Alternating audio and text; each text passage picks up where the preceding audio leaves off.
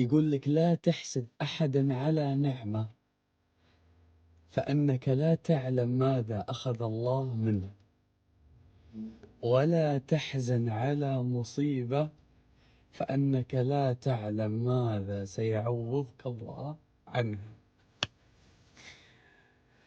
لا تحسد أحد على نعمة أنت قاعد تشوفه هو فيها، ما تدري، يمكن الله ماخذ منه عافيته، يمكن الله ماخذ منه ولد، ممكن الله ماخذ منه شيء عندك مو بعنده. والله العظيم نصيحة لا تحسد أحد، شوفه قدامك مبسوط، صدقني ممكن الله حارمه من شيء هو عندك لكن هو مو بعنده، والله العظيم.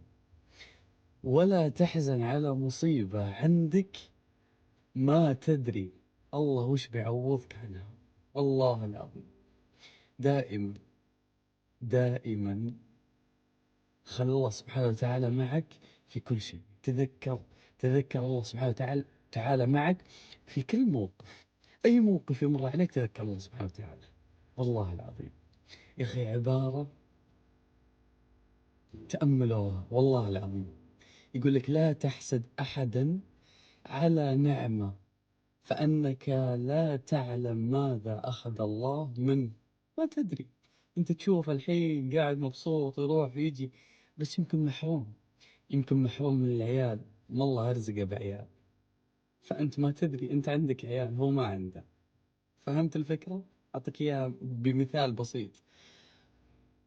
ولا تحزن على مصيبة فإنك لا تعلم ماذا سيعوضك الله عنه. لا تحزن على مصيبة الله ابتلاك فيها، ما تدري بعد هذه المصيبة وصبرك لهذه المصيبة الله وش بيعوضك عنه. فأصبر، صدقني بيعوضك الله. الله العظيم يا إن في جمل تأدبنا، كلمات تخلينا نقول الحمد لله لك يا رب. اللهم لك الحمد، اللهم لك الحمد، اللهم لك الحمد.